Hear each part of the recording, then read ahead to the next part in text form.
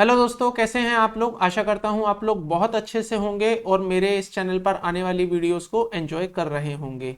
दोस्तों, अगर आप एक बिजनेस करते हैं और आप ये बिजनेस एक कंपनी इनकॉर्पोरेट करके करते हैं तो आज की वीडियो आपके लिए काफ़ी इंपॉर्टेंट होने वाली है, क्योंकि आज की इस वीडियो में मैं आपको एक ऐसे नोटिफिकेशन, एक ऐसे अपडेट के बारे में बताने वाला हूं जो कि 18 अगस्त 2022 को एमसीए की तरफ से रिलीज किया गया है। जी हाँ दोस्तों, मैं बात कर रहा हूं एक ऐसे नोटिफिकेशन की जिसकी वजह से आपकी कंपनी जिस एड्रेस पर रजिस्टर्ड है, जहां पर आपकी कंपनी चल रही है, या जिस एड्रेस से आपने अपनी कंपनी का रजिस्ट्रेशन ले रखा है, वहां आपके एड्रेस पर अब होने वाली है फिजिकल वेरिफिकेशन। तो दोस्तों, आज की इस वीडियो को पूरा देखिएगा ताकि आपको एक एक पॉइंट क्लियर हो पाए कि किस तरह से वेरिफिकेशन होगी, क्या क्या डॉक्यूमेंट्स आपको वहां पर अरेंज करने होंगे और आप किस तरह से इस वेरिफिकेशन को सक्सेसफुली कंप्लीट करवा सकते हैं। सो देखिएगा दोस्तों, ये है वो नोटिफिकेशन जो कि 18 अगस्त 2022 को आरओसी की तरफ से एमसीए की वेबसाइट पर लाइव की गई थी। इस नोटिफिकेशन को हम आज की इस वीडियो में समझते हैं। 18 अगस्त 2022 की नोटिफिकेशन बात करती है verification of your registered address, जिसमें लिखा हुआ है, काम की बात पर आते हैं सीधा, पॉइंट नंबर 25B में लिखा हुआ है कि अब आपके फिजिकल वेरिफिकेशन जो कि आपका कंपनी का रजिस्टर्ड एड्रेस है, जिस एड्रेस पर आपने कंपनी का रजिस्ट्रेशन लिया है, वहां पर फिजिकल वेरिफिकेशन होगी रजिस्टर्ड ऑफिस की ऑफ द कंपनी, और ये वेरिफिकेशन करी जाएगी बाय द रजिस्ट्रार। तो यहां पर रिस्पॉन्सिबिलिटी दे दी गई है रजिस्ट्रार को on the basis of information and document जो भी उसके पास अवेलेबल है एमसीए 21 पर एट द टाइम, जो आपने कंपनी का रजिस्ट्रेशन लेते समय, अप्लाई करते समय दिए थे, उन डॉक्यूमेंट्स के बेसिस पर आपके यहां पर फिजिकल वेरिफिकेशन की जाएगी। और फिजिकल वेरिफिकेशन में दोस्तों वही जैसे कि बाकी सभी केसेस में होता है, जीएसटी में भी फिजिकल वेरिफिकेशन होती थी और अभी भी कुछ केसेस में होती है, तो जैसे वहां पर आपकी physical verification of the premises की जाती है, ऐसे ही आरओसी में भी की जाएगी।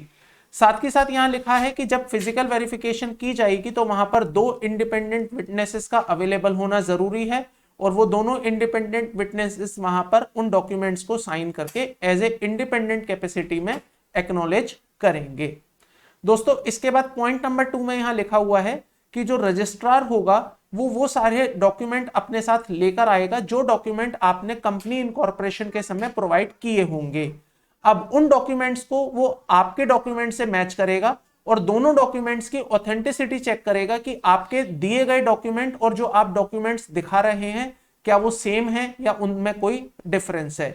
क्योंकि सम टाइम कुछ ऐसे केसेस भी पाए गए हैं जहां पर आप अपने डॉक्यूमेंट्स को ऑल्टर करके आरओसी में रजिस्ट्रेशन ले लेते हैं, तो यहां पर उन केसेस को इजीली क्रैक कर लिया जाएगा।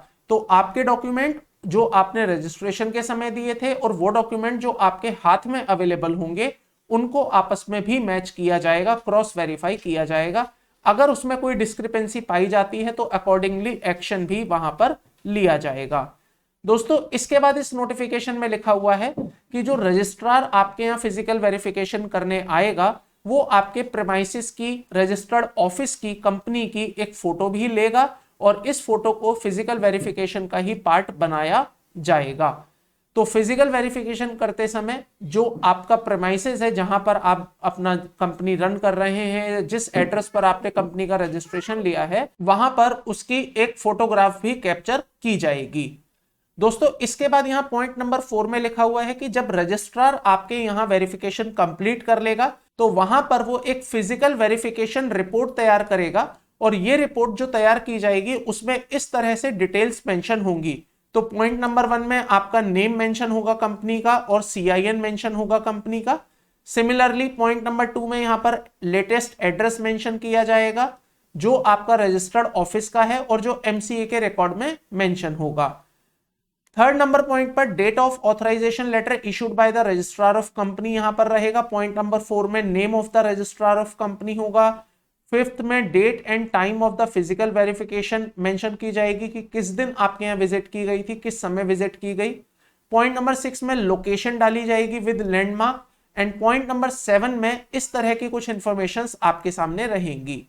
पॉइंट नंबर 8 होगा, अगर स्पेसिफिकली कोई रीमार्क वहां पर डाला जा रहा है जो कि फिजिकल वेरिफिकेशन करते समय पाया गया है तो वो रीमार्क यहां पर मेंशन किए जाएंगे।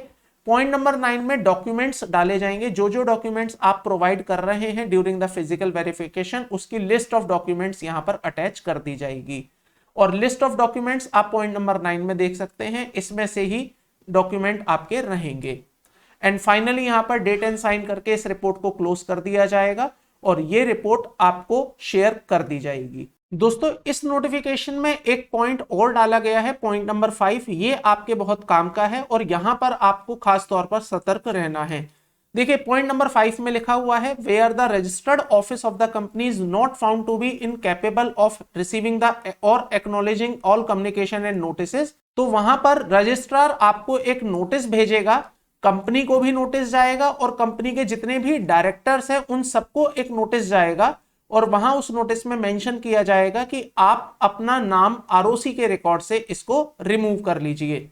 मतलब समझिए कि कंपनी आपकी कहीं पर चल रही है, रजिस्ट्रार वहां पर वेरिफिकेशन करने गया बट वहां पर कंपनी नहीं मिली या इजीली असेसेबल नहीं हो पाई, आपको कोई नोटिस भेजा गया, नोटिस वहां पर रिसीव नहीं हुआ, एक्नॉलेज नहीं हो पाया, तो ऐसे में रजिस्ट्रार आपकी कंपनी के एड्रेस पर और जितने भी डायरेक्टर्स हैं उनके एड्रेस पर एक नोटिस भेजेगा और वहां पर अपनी इंटेंशन बताएगा कि आप इस कंपनी के नाम को आरओसी के रिकॉर्ड से रिमूव कर लीजिए। और साथ ही साथ आपसे रिप्रेजेंटेशन भी मांगी जाएगी जिसमें आपके रिप्लाई फाइल करवाए जाएंगे कि अगर आप कंपनी का नाम रिमूव नहीं करते हैं तो बताइए इसको क्यों नहीं रिमूव करना चाहिए या आप क्यों इस कंपनी को चलाना चाहते हैं, इवन दो कि आपका एड्रेस वहां पर इजीली एक्सेसिबल नहीं है। तो यहां पर ये जो रिप्रेजेंटेशंस आपको देनी है या जो रिप्लाई फाइल करने हैं ये आपको 30 दिन के अंदर अंदर करने होंगे from the date of notice before taking further action in accordance with the provision of section 248 of the companies act. तो दोस्तों अब आपको क्या करना है, यहां पर ध्यान से समझने वाली बात है। अगर आप कंपनीज चला रहे हैं, आप अपने एड्रेसेस की फिजिकल वेरिफिकेशंस के लिए रेडी हो जाइए और जिन डॉक्यूमेंट्स को आपने कंपनी इनकॉर्पोरेशन के समय पर यूज किया था उन डॉक्यूमेंट्स को अगेन इकट्ठा करिए। अगर आपने फाइल में मेंटेन कर रखे हैं तो अच्छी बात है, अदरवाइज उन्हें फिर से इकट्ठा करिए क्योंकि अब जब आपके यहाँ फिजिकल वेरिफिकेशन होगी तो वो डॉक्यूमेंट्स आपके क्रॉस चेक किए जाएंगे। अगर आपके एड्रेसेस में कोई इशू नहीं है तो ठीक है, अगर आपके एड्रेसेस में भी ऐसा कुछ इशू है कि कंप्लीट नहीं है या इजीली असेसेबल नहीं है तो please update your address in ROC records so that उनके लिए फिजिकल वेरिफिकेशन करना आसान हो जाए और आपकी कंपनी का नाम आरओसी की साइट से रिमूव ना हो पाए। तो दोस्तों आई होप आपको ये नोटिफिकेशन क्लियर हो गई होगी जो कि एग्जैक्टली बात करती है physical verification of the registered office of the company. अगर आपको इस वीडियो से रिलेटेड या मेरी किसी भी वीडियो से रिलेटेड कोई डाउट है, कोई भी कंफ्यूजन है तो आप मुझे मेरे दिए गए कॉन्टैक्ट नंबर पर व्हाट्सएप कर सकते हैं, आप मुझे अपनी क्वेरी ईमेल भी कर सकते हैं। दोस्तों आज की इस वीडियो में केवल इतना ही, आपसे जल्द मुलाकात होगी नेक्स्ट वीडियो में। Till then thank you, bye bye.